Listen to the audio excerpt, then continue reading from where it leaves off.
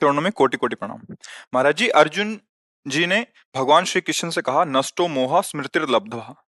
महाराज जी, किस स्थिति में अर्जुन ने ऐसा कहा? क्या जन सामान्य को ऐसा होना संभव है और कैसे संभव है? हम्म, हम सब भगवान के समान अंश हैं। जो अर्जुन जी में भगवद अंश है वही हम सब में है, इतना भी अंतर नहीं है। जो एक महान योगी में है वही एक भोगी में भी है। जो एक महान विशाल काय में है वही एक बहुत क्षुद्र शरीर में भी है। अणु अणियान महतो महियान, वो छोटा से छोटा है, वो महान से महान परमात्मा है। मोहा अविष्ट हम सब हैं। जब हम सदगुरु के वचनों के अनुसार, शास्त्र की आज्ञा के अनुसार चलते हैं तो मोह का नाश हो जाता है। गीता मोह नाशक सदगुरु की वाणी है। भगवान जगत गुरु है ना। किसका प्रश्न है? हाँ, भगवान जगत गुरु है ना। तो किसी एक को निमित्त बनाकर पूरे विश्व को उपदेश कर रहे हैं, किसी व्यक्ति विशेष अर्जुन को ही नहीं कर रहे। सही पूछो तो अर्जुन को उपदेश की जरूरत नहीं है, क्योंकि भगवान के ही स्वरूप हैं अर्जुन। पूर्व में महाभारत में जगह जगह लिखा हुआ है कि बद्रीनाथ में नर नारायण के रूप में अमोघ तपस्या साथ में ही की भगवान अर्जुन और श्री कृष्ण ने नर नारायण का। अर्जुन के हृदय में मोह उत्पन्न किया है भगवान ने। देख, इंसान मध्य में खड़े करके देख। अब जब देख कहा तो फिर दृष्टि बदल गई। भगवान अब यहां संपूर्ण जगत को ज्ञानामृत का पान कराना चाहते हैं, इसलिए अर्जुन को निमित्त बनाकर उपदेश किया। संपूर्ण गीता का अगर आप स्वाध्याय करें तो भगवान ने आदेश विशेषतया अपने मन को, अपने चित्त को, अपनी बुद्धि को मेरे में लगा दीजिए। खास सब उपदेश किए हैं, कर्म योग का, भक्ति योग का, ज्ञान योग का। जगह जगह जैसे जैसे प्रश्न अर्जुन के अंदर प्रेरित किए और आप श्री कृष्ण रूप में उत्तर दिए। पर पूरी गीता की खास बात जो पकड़ में आई वो ये आई कि भगवान में मन लग जाए, भगवान में बुद्धि लग जाए, भगवान का अनन्य चिंतन होने लगे। खास बात ये पकड़ में आई। घुमा घुमा के कई श्लोकों में भगवान ने कि अनन्य चेता सततम यो माम स्मृति नित्यसा, या अनन्यश्चिन्तयन्तो माम, या मय्येव मनाधत्स्व मयि बुद्धिम निवेशय, या मन मना भव मद्भक्तो माद्याजी माम नमस्कुरु, या सर्वधर्मान परित्यज्य मामेकम शरणम व्रज। तो गीता का सार जो है वो आया कि भगवत भाव में मैं हो जाऊं। देह भाव ही मोह है। इसी देह भाव से चाचा ताऊ पिता माता भाई बंधु का विस्तार हुआ है। मोह का विस्तार देह भाव से हुआ है, देहाभिमान से हुआ है। तो जब आत्म स्वरूप प्रभु में अपना मन लग जाएगा तो भगवत स्वरूप हुआ। जहां भगवत स्वरूप हुआ तो भगवत स्मृति एक तैल धारावत हुई, मोह का नाश हुआ। तो अर्जुन ने कहा, हे गोविंद, आपके कृपा प्रसाद से मेरे मोह का नाश हो गया और स्मृति प्राप्त हो गई। चाहे उसे अखंड भगवत स्मृति समझ लो या अपने स्वरूप का बोध समझ लो कि अभी जो भ्रम हुआ था मुझे वो देह भाव से हुआ था। मैं मारूंगा, ये मरने वाले होंगे, ये मेरे हैं, ये पराये हैं, ये मोह का स्वरूप होता है। मैं और मोर तोर तय माया। अब मेरी बात समझ में आ गई कि आपके सिवा कोई नहीं है। आप अर्जुन के हृदय में, आप बाहर, सब मत्ता परतरम नान्यत किंचिदस्ति धनंजय। आपके सिवा कुछ नहीं। ये जो युद्ध रूपी लीला होनी है ये अपने आप से अपने आप में ही समेटना है। जैसे अपने आप से में रचना है, अपने आप में पालन करना है, ऐसे अपने। अब मेरा मोह नष्ट हो गया, अब स्मृति प्राप्त हो गई, स्वरूप की या भगवत चिंतन की। दोनों बातें हैं। मामनुस्मर युद्ध च, कर्तव्य का पालन करते हुए मेरा सदैव स्मरण कर। तो ये हमारे सबके लिए है। हमारा जैसे उनका युद्ध का वहां सेवा धर्म है, तो हमारा जो धर्म है उसका पालन करते हुए अपने मन को, अपनी बुद्धि को, अपने चित्त को यदि भगवान में स्थापित कर दें तो ब्रह्मभूता प्रसन्नात्मा न शोचति न कांक्षति, हमारी स्थिति हो जाए, ना कोई शोक रह गया, ना कोई अन्य चाह रह गई, परमानंद की बाढ़ आ गई। ये कोई गृहस्थ विरक्त, इसमें भेद नहीं है। इसमें है जो प्रभु का अखंड चिंतन करेगा वो इस परमानंद को प्राप्त होगा। अब जैसे जैसे चिंतन होता है वैसे वैसे राग का नाश होता है, तो वैराग्य अपने आप आ जाता है। वो कपड़ा अगर बदल करके बैरागी ले तो बैरागी है, और अगर नहीं बदले गृहस्थ में रह रहा तो बैरागी है। संसार का राग क्षीण हो जाए और प्रभु में अनुराग हो जाए, यही महात्मा का लक्षण है, भगवान के प्रियजनों का लक्षण। ये देखो, कई बार बहुत बढ़िया उदाहरण, दुर्वासा जी महात्मा रूप में है, अम्बरीश जी चक्रवर्ती राजा रूप में है, लेकिन साधु हृदयम मह्यम ये पदवी अम्बरीश जी को दी और द्विज पदवी दी दुर्वासा जी को।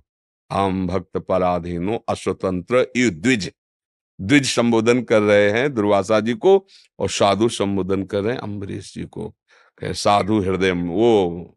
तो साधु का तात्पर्य हुआ भगवत चरणारविंद में मन बुद्धि चित्त अहम का समर्पित हो जाना।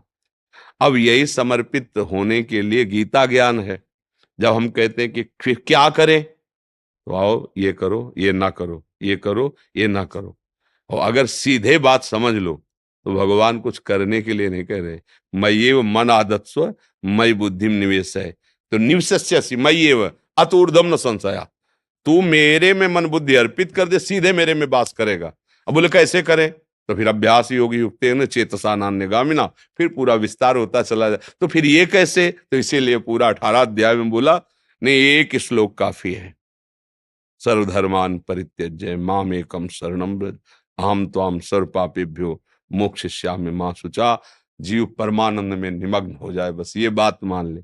अब कैसे मैं भगवान के शरण में हूं, तो समझ में आया कि अभी बुद्धि की पवित्रता ने, अब लगो साधन में, ऐसे करो ऐसे करो ऐसे करो। फिर नवधा भक्ति का इसी का तो वर्णन, आखिरी नवधा भक्ति में क्या है, आत्मसमर्पण, और ये प्रारंभ में भी शुरू हो जाता है। शरणागत का मतलब क्या है, आत्मसमर्पण।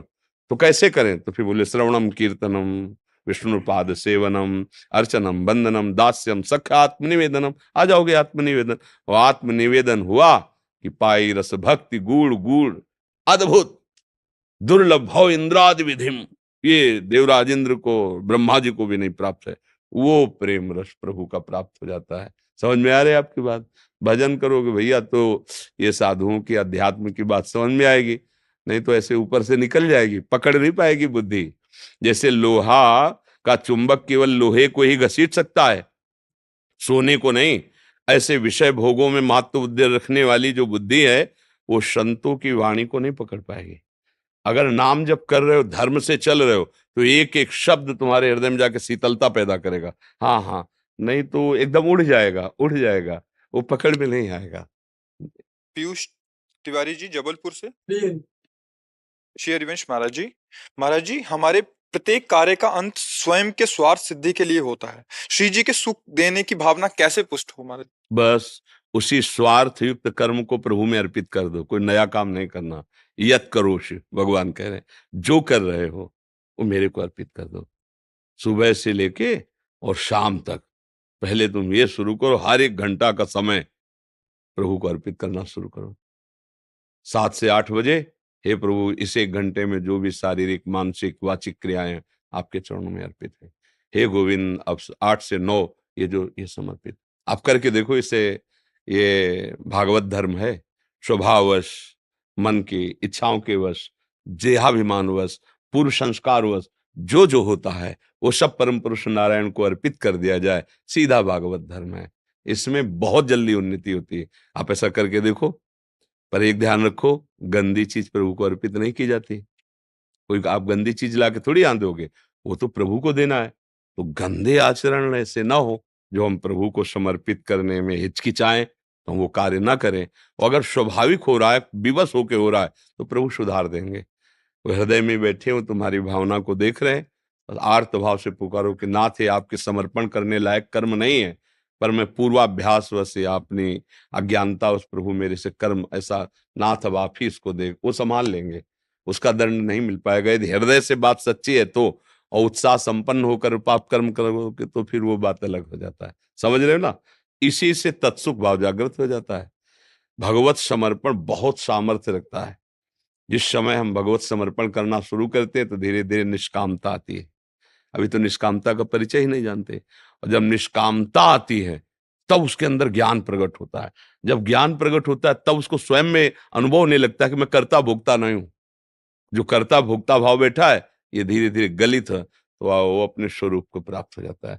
जैसे दास्य स्वरूप है, सख्य स्वरूप है, वात्सल्य है, कांता स्वरूप है, सहचरी स्वरूप है, ये आत्मस्वरूप। ज्ञानी है तो आत्मस्वरूप, सब अपने स्वरूप में स्थित होकर भगवान के दिव्यानंद का रस लेते हैं।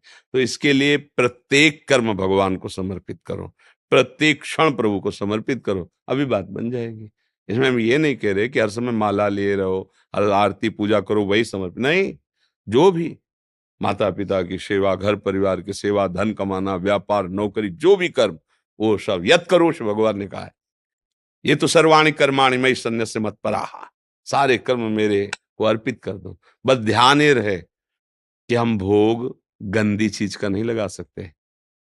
प्रभु को अर्पित करने की भावना में ये छूना मत, ये श्री जी का भोग बन रहा है, बच्चे को दूर रखो, ऐसे नहीं करते तो हम गंदी चीज कैसे प्रभु को लगा सकते हैं कि हम पापाचरण करें, हिंसा करें और कृष्णार्पणम मस्तु। ऐसा सिद्धांत नहीं कि भाई जब सबई अर्पित करना है तो हम उसके लिए प्रभु से, अगर धर्मयुक्त भोग है तो भगवान की उपासना के अंतर्गत ही है। अगर अधर्म युक्त है फिर आप प्रभु से प्रार्थना कीजिए कि मेरी बुद्धि को सुधारिए, मेरी बुद्धि गलत है, और उन्हीं से जब रोया जाता है तभी ठीक होता है। प्रयास करने में सदा सफलता ही मिलती है, पर रोने वाला सफल हो जाता है। बिन रोए किन पाइया प्रेम प्यारा मीत, अपने लोगों को भी रोना ही पड़ा है। जब देखा कि हर उपाय से ये मन हमारे ऊपर हावी ही हो रहा है, तब लगा कि जिनके हाथ में डोरी है वो खींचे तभी बात। बस एकांत में प्रभु देख लो आप, हमसे जितना बन रहा है हम कर रहे हैं, पर ये मन अपनी गति को नहीं रोक पा, ये बराबर हमारे ऊपर हावी हो रहा है। भगवान की धीरे धीरे कृपा होती है, उत्तम ज्ञान प्रकाशित कर देते हैं। ज्ञान का जब बल प्रकट होता है तो लगता है जिस समय भयभीत हो रहा था वो तो सांप नहीं था, वो तो रस्सी ही है। बस भय खत्म हो गया। दूर से रस्सी दिखाई दे रही थी और जब नजदीक गए प्रकाश हुआ तो लगा कि अरे, तब जिससे हम भयभीत हो रहे थे वो मेरा प्यारा ही था, दूसरा कोई था ही नहीं। तो फिर भय खत्म हो गया। फिर वो जो अंदर की घबराहट थी, जो मन की चाल थी, सब मिट गई।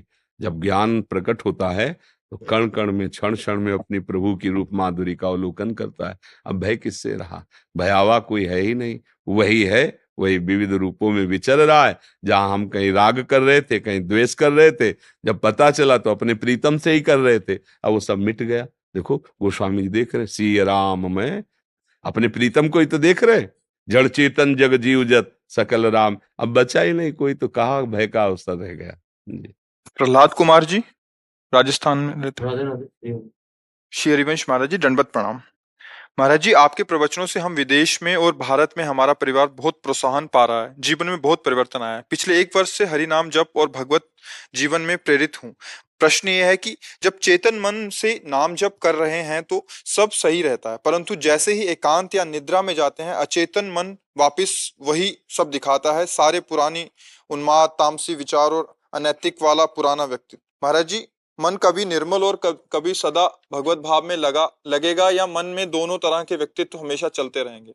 इनसे बाहर कैसे निकलें? नहीं, इन दोनों तरह के नहीं चलते रहेंगे, पर वो जैसे एक व्यक्ति ने 1 लाख मैसेज किए हैं आपके मोबाइल में और आपने डिलीट नहीं किया है, तो पूरे रखे हैं ना, एक ही व्यक्ति के वही नंबर है, वही बात है, 1 लाख बार की है। अब उसमें सिस्टम है एक एक डिलीट करने, केवल सब एक साथ नहीं डिलीट कर सकते।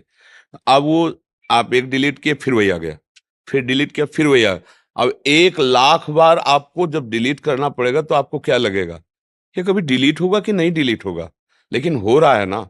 तो हमारे अनंत जन्म हो गए, हमारी करोड़ों बार गंदी चेष्टाएं हुई, करोड़ों बार पाप जनित कर्म हुए हैं, और जब हम नाम जप करना प्रारंभ करते तो डिलीट करता है, मन को निर्मल नाम ही करता है।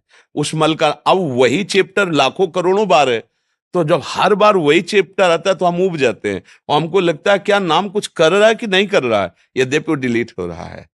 विश्वास मानिए, एक दिन इसी नाम के प्रभाव से ये सब गंदी बातें खत्म हो जाएंगी और भगवान की लीला प्रारंभ हो जाएगी। जैसे आप टीवी में देखते हैं ना, आंख खोल के, आंख खुली रहे या बंद रहे, वो अद्भुत श्यामा श्याम की दिव्य लीलाएं, दिव्य भाव, दिव्य, पर उस तक पहुंचने के लिए डटे रहना है ना, हमको हर समय प्रयासरत रहना है। नया कोई गंदी बात का हमारे अंदर संस्कार जाने न पावे, जो भगवत विरोधी है। और पुराने की तुम अब चिंता मत करो, एक एक नाम जो आप जप रहे हैं वो पुराने हर संस्कार पर आक्रमण कर रहा है, इसीलिए हृदय संतप्त होता है, कभी कभी मन बिल्कुल साथ नहीं देता, ऐसा लगता है भजन छोड़ दो, क्योंकि वो मन को निर्मल कर रहा है। अब आपको नाम छोड़ना नहीं, बस हिम्मत करके लगे रहना है। ई परलोक सकल सुख पावत, मेरी शोभैया कृष्ण गुण संचु। इस लोक में और परलोक में सदा परम सुख की प्राप्ति होगी यदि आप नाम नहीं छोड़ेंगे तो। घबराना नहीं, एक समय ऐसा आता है नाम का कि आप छोड़ना भी चाहे तो नाम जप नहीं छूटेगा। उठते बैठते सोते जागते हर समय वो छाया रहता है। जैसे आप सो रहे हैं तो नाम चल रहा है, जगे तो देखा नाम चल रहा है, तो घोर सुषुप्ति में भी नाम चल रहा था। सोवत हो रसना रटे, राधा कृष्ण सुनाम। अभ्यास का बहुत बड़ा फल होता है। आप अभ्यासरत रहिए, उबिएगा नहीं। वही बात स्वप्न में, वही बात जागृत में करोड़ों बार आ सकती है, पर हर बार की बात डिलीट हो रही, वो आ नहीं रही है। जो मेरे मन में समाया हुआ है वो सब नाम भगवान नष्ट कर रहे हैं, ऐसा भाव रखना, नहीं तो घबराहट पैदा हो जाएगी। समझ पा रहे ना आप? हाँ, घबराहट होना तो ठीक है, पर परेशानी होती है फिर सवेरे उठते हैं तो हाँ नहीं, कि नहीं मतलब वो समझ नहीं पा रहे इसलिए ऐसा होता है। समझ जाओ तो आनंदित हो जाओगे। वो जा रहे हैं, अब आ नहीं रहे, क्योंकि नाम का पहरा है, आ तो सकते नहीं, और अंदर जो गंदे विचार रूपी दुश्मन वो टिक सकते नहीं, उनको बाहर जाना पड़ेगा।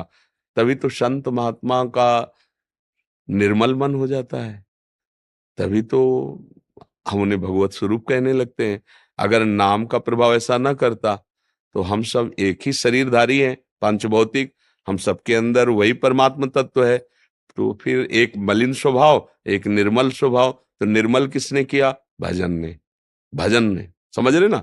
हम किसी संत के पास जाते तो अंदर आता है ना, ये भगवान का भजन करते हैं, ये निर्मल स्वभाव वाले हैं, तभी तो हम उनको प्रणाम करते हैं, उन पर भाव रखते हैं। पर निर्मल किसने किया है? नाम ने। तो वो नाम क्या तुम्हारा निर्मलता करने में असमर्थ है क्या? नहीं, संत संग का फल है कि जैसे वो आप सरिस चाहें सबकी ना, जैसे वो आप भगवान में आनंदित हैं, ऐसे सब भगवान में आनंदित हो जाएं। तो ये भाव पकड़े रहो। किसान भी जब अन्न फेंकता है खेत में तो वो कितना इंतजार करता है, दूसरे दिन थोड़ी फसल काट लेता है। अंकुरित होता है, रक्षा करता है, सींचता है, बढ़ाता है, कई महीने के बाद वो फसल तैयार होती है, फिर उसको सुरक्षित घर लाता है। तो एक मन अन्न फेंका तो 20 मन अन्न हो जाता है। ऐसे ही हम जो भजन कर रहे हैं अविनाशी है, ये नष्ट होने वाला नहीं है। पर धैर्य रखो, दीर्घ काल तक भजन को छोड़ो मत, तब प्रभाव आपको समझ में आ जाएगा। तत्कालिक प्रभाव का जो प्रकट हुआ और नष्ट हुआ, ये भजन का फल नहीं होता। भजन का फल एक बार जहां प्रकट होना शुरू हुआ, फिर वो आपको उन्नति उठाता ही चला जाएगा, गिरने नहीं देगा। तब तक हिम्मत रखो, वो तुम्हारे पूर्व पीछे के जो पाप हैं उनको भस्म कर रहा है।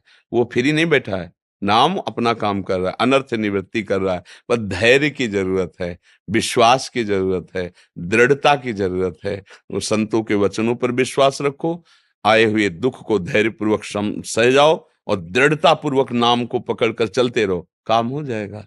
जी। श्रुति पारिक जी जयपुर से। श्री हरिवंश। गुरुदेव आपके चरणों में कोटि कोटि प्रणाम।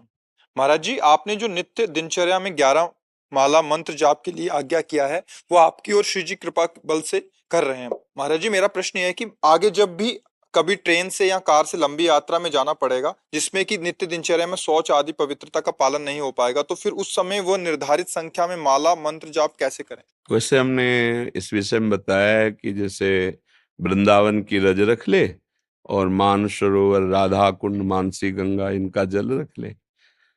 तो स्नान तो नहीं हो सकता, पर आचमन करके जल छिड़क लिया और रज ले के थोड़ा ऐसे कर लिया, और वो मंत्र जप करो, कोई परेशानी नहीं है। अगर माला लेने का नहीं तो 15 मिनट में शरणागत माला हो जाती है। अष्टादशाक्षर मंत्र है, तो हम जब उसको 15 मिनट जप लिए तो एक माला हो गई, 30 मिनट जप लिए 2 माला हो गई, अगर 1 घंटे जप रहे 4 माला हो गई। बिना माला के हमारी गणना। आजकल तो वो भी चला है, काउंटर, उसको रख लिया, उससे गिन लिया। बात है हमारे मन में मंत्र चलना, तो उस अपवित्र दशा को हम पवित्र कर लेते हैं। मानसी गंगा, राधा कुंड, ये सब महान परम पावन हमारे ब्रज धाम के अमृत कुंड हैं। उन पर भाव ऐसा न करे कि हरा हरा पानी ऐसा लिया, ऐसे एक बूंद आचमन कर लिया। खूब मंत्र जप करो, ये परम पावन करने वाली रज है। रज रखो वृंदावन की, जैसे यात्रा में हो, जरा सा ऐसे लिया, ऐसे कर लिया, तो बाहर के जल से करोड़ गुना पवित्र यहाँ की रज है। तो जैसा थोड़ी कि जल से स्नान नहीं हुआ तो आप अपवित्र हो, परम पवित्र हो अवस्था के अनुसार। अब वहां व्यवस्था नहीं है, इसलिए ये विधान कर लो। घर में हो तो अपना स्नान आदि करके, तिलक रचना करके फिर जपो। विकास भास्कर जी पानीपत से। राधे राधे। राधे राधे गुरुजी प्रणाम। गुरुदेव, मानसिक धरातल पर सरल कैसे बने? मानसिक धरातल पर सरल हुए बिना भी धार्मिक यात्रा संभव है? कृपया मार्गदर्शन करें। धार्मिक यात्रा से ही मानसिक सरलता की प्राप्ति होती है। जब हम अधर्माचरण करते हैं तो हमारा हृदय कठोर होने लगता है। हृदय में चार बातें हैं, बुद्धि है, मन है, चित्त है, अहंकार है। चारों को अंतःकरण कहते हैं, और सहज भाषा में चारों को मिला के हृदय। बोले हृदय से बात कर रहे हो, तो हृदय का तात्पर्य होता है चार विभाग हैं, बुद्धि, मन, चित्त, अहंकार।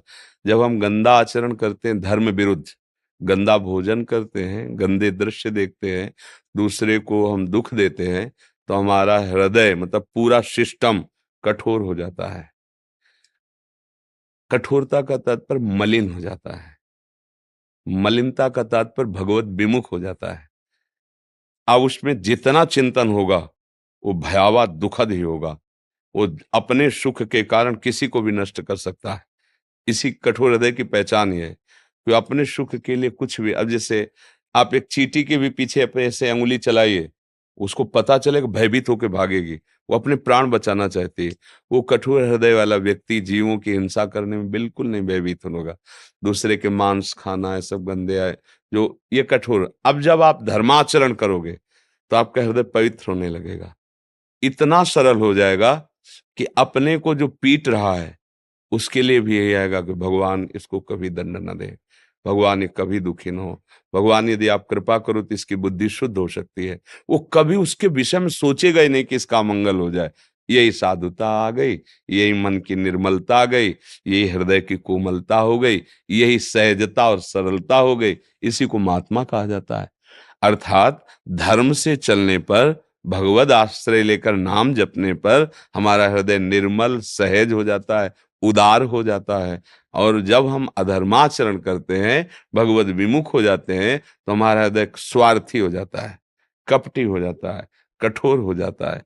और ये सारे लक्षण धर्म से न चलने के कारण हुए हैं। अब वो जब धर्म पर कदम बढ़ाएगा तो अब ये बख्शेंगे नहीं, जो जिनको आश्रय दिया, कपट छल, ये उसको जलाएंगे। अब उस जलन को सह जाए तो आगे बढ़ जाए, नहीं तो चलना तो सब सही मार्ग में चाहते हैं और बार बार वो गिरा देते, तो उसको लगता है अब चल ही नहीं पाएंगे। और अगर सत्संग मिल रहा है तो फिर हिम्मत कर जाएगा, क्योंकि सत्संग में रोज नया उत्साह मिलता है, रोज नई बात मिलती है दुश्मनों को मारने को। जो अपने अंदर बैठे ना, फिर वो एक दिन जीत जाएगा। सत्संग में ऐसा पावर है, जिसे किसी को प्रोत्साहन दिया जाए, वो कमजोर होने पर भी जीत जाएगा। और कोई बहुत बलवान हो, उसे निरुत्साहित करते रहिए। जिस समय महाभारत युद्ध चल रहा था, तो शल्य जी जो थे, वो नकुल सहदेव पांडवों के मामा थे, माद्री के भाई थे, और वो आ रहे थे पांडवों पक्ष में अपनी सेना के साथ। ये पता चला दुर्योधन को बहुत बुद्धि में प्रवीण है, इतनी सेवा बिछा दी मार्ग में, तो उन्होंने समझा पांडवों ने, बहुत प्रसन्न हुआ और कहा कहाँ है युधिष्ठिर? तो सामने आया और कहा मामा प्रणाम। तो बोले सब स्वागत। बोले आपके सेवक ने किया है, इच्छा क्या है तेरी? आप हमारे पक्ष में हो जाएं। उनका ठीक है, मैं आपके पक्ष में हूं। एक बार युधिष्ठिर से जरूर मिलूंगा। हाँ जाइए, मिल जाइए। सेना गई दुर्योधन के पक्ष में, बड़ा प्रवीण था। युधिष्ठिर के पास गए, उन्होंने कहा कि दुर्योधन ने मुझे जीत लिया सेवा के द्वारा। मैंने समझा आपने सेवा की है, पर वो उसने की। तो उन्होंने कहा ये तो बहुत बड़ी हानि हो गई, क्योंकि आप युद्ध कला में, सामर्थ्य में और सारथी कला में बहुत प्रवीण है। पक्का वो तुमको कर्ण का सारथी बनाएगा, क्योंकि अर्जुन के सारथी भगवान बने हैं, तो उनके सामने कोई प्रवीण ही सारथी का, तो कर्ण का सारथी तुम्हें बनाएंगे। तुम्हें बस एक बात करना है, जहां वो उत्साह भरे वहां तुमको अर्जुन का उत्साह दिखाकर उसको निरुत्साहित करना, बस इतना तुम करते रहना। उनका इतना तुम करते रहेंगे। तो जहां कर्ण कहता रथ ले चलो सामने, आज मैं अर्जुन को मत, काहे को तो बातें करते हो, अर्जुन के सामने तुम कुछ नहीं। जब सारथी निरुत्साहित कर रहा है, तुम कुछ सहम जाता, क्योंकि अर्जुन दिव्यास्त्रों को प्राप्त किए थे स्वर्ग आदि में जा। तो आदमी को अगर निरुत्साहित कर दिया जाए तो बलवान आदमी भी वो हार जाएगा, और कमजोर निकल गए, ए पटक दिया तुमने, ए, तो उसको एक उत्साह मिलता है। तो सत्संग से हमको उत्साह मिलता है। तो काम क्रोध आदि जो बलवान दुश्मन है ना, इनको पटकने में हम कामयाब हो जाते हैं। सत्संग के समान कोई बल नहीं है, और कुसंग के समान कोई निर्बलता नहीं है। कुसंग मिल जाए तो फिर चाहे नरक का वास मिल जाए तो अच्छा, कुसंग न दे भगवान। कुसंग तो पूरा रास्ता ही खराब कर देता है। अरे कौन भगवान, कहाँ भगवान, 4 दिन की जिंदगी मौज लो यार, पियो। वो गलत मार्ग में इतना बढ़ के चला जाता है कि लौटना मुश्किल हो जाता है। ये गलत मार्ग ऐसा है कि मन ही को एकदम निराश कर देता है कि भाई ये सब तो साधु महात्माओं की बातें हैं, निर्मल हृदय, हम लोग कहाँ, चलो तुम्हें बातें ही हटो। वो बातें अच्छी नहीं लगेंगी उसे। संसार के जो प्राणी विषयों में उनको बातें ही अच्छी है। ये तो बड़े भाग्य जो आप सुन रहे हो, भगवान ने तुम पर कृपा की जो तुम्हें प्रश्न और उत्तर करने, सुनने, कथन का अवसर दिया। नहीं अवसर है नहीं दिया जाता। वो घंटों प्रपंच की बातें कर सकते, एक बार भी रामकृष्ण हरि नहीं बोल सकते। घंटों बैठ करके दुनिया की नाटक की, दुनिया ताश खेल लेंगे, लेकिन एक अध्याय बैठकर भागवत गीता नहीं सुनेंगे। कहाँ समय दिया जाए, माया कहाँ देती है। इसलिए मन की निर्मलता सत्य मार्ग पे चलने, सत्य मार्ग धर्म मार्ग पे चलने, और मन की निर्मलता हो गई तो फिर कुछ हो ना हो आप आनंदित रहेंगे। और जब मन ही हमारा, तो सब कुछ है लेकिन वो जलता रहेगा, वो परेशान रहेगा। कपिल शर्मा जी कनाडा से। श्री गुरुदेव सादर प्रणाम। गुरुदेव, परमात्मा की शरण में पूर्ण समर्पण का मापदंड क्या है? ये तो पहली बात तो भगवान जाने, क्योंकि उनको लेना है, अपनी शरण में उनको लेना है। पर अपने तरफ से अजात पक्षायु मातरम खगा, मापदंड ये है, जैसे छोटे बच्चे के अभी पंख नहीं निकले, वो घोंसले में बैठे केवल माँ की बाट जोहता रहता है। माँ उसकी जल लाएगी चोच में, दाना लाएगी उसको, अर्थात पूर्ण भगवद आश्रित जो क्रियाएं हो रही हैं भगवान करा रहे हैं। जैसी परिस्थिति मेरे भगवान ने रचा है, भले भारी विपत्ति है, ना तो उबना है ना हर्षित होकर अभिमान, जथा लाभ संतोष सदा काहू सो कछु न चाहूंगो। एकमात्र सामने प्रभु है, हर समय भगवत स्मरण चल रहा है, किसी अन्य का कोई सहारा नहीं। एक भरोसो, एक बल, एक आस, एक विश्वास, बस केवल भगवान में। ये पूर्ण समर्पण का क्या पूर्णता उनकी तरफ से होती है। मालिक राजी हो जाए तो हम में कुछ भी ना हो तो भी हम उनके हैं ना। हमारी तरफ से जब हम शास्त्रीय कानून में आएंगे तो ये है, और उनकी तरफ से अभी हाथ मिला लें आके, उनकी तरफ से तो वो मालिक है ना। कितना आप ही चेत सुदुराचारो भजते माम अनन्य भाग, प्रभु कह रहे साधुरे समंतव्या, ये उनकी करुणा। न जाने कौन से गुण पर दयाली धीरीज जाते, कैसे वो आकर हमें स्वीकार कर ले, ये उनकी करुणा। हमको कैसे उनके लायक बनना है, फिर ये सिद्धांत चालू होता है। नाम जप कीजिए, भगवान के विरुद्ध आचरण मत कीजिए, जो शास्त्र विरुद्ध आचरण है, और अंदर से रखिए कि जैसे छोटा सा बच्चा क्या न उड़ सकता है न कुछ कर सकता है, ऐसे में माया में बंधा हुआ जीव क्या साधना करूं, कौन सी जितेंद्रियता, कौन सा मनोनिग्रह, कौन सी तपस्या। हे नाथ करुणा करो, मुझे स्वीकार कर लो। जैसे केवल माँ की बाट जो होता है, ऐसे केवल कृष्ण कृपा की बाट जो होता है। प्रभु अब जो होगा आपकी कृपा से होगा। राधा राधा राधा राधा, ये शरणागति का स्वरूप है। महाराज जी, कुछ भक्तों ने आपके श्रीमुख से नाम चाहा महाराज जी। हाँ, हम तो वृंदावन वासी, राधा उपासी, राधा राधा रटते हैं। राधा वल्लभ श्री हरिवंश आप लोगों को जो प्रिय लगे, जो गुरुदेव ने दिया हो, खूब नाम जप करो। नाम जप से ही सबका परम मंगल है। नाम जप ही हमें बचाएगा। नाम जप ही हमें प्रभु से मिलाएगा, नाम जप ही हमारी सारी विपत्तियों को सहने की सामर्थ्य देगा। जैसे भी हो, अपना जीवन संभालना है तो राधा राधा राधा राधा राधा राधा राधा रटो, बस घबराओ मत। जहां राधा नाम है वहां बाधा परास्त नहीं आएगी। हम ये नहीं कहते कि नहीं आएगी, आएगी। बड़े बड़ों के पास बाधा परास्त करने आते, पर राधा था बाधा टिकेगी नहीं। हमारी स्वामिनी जी बहुत सामर्थ्यशाली है, भगवान जिनके चरणों में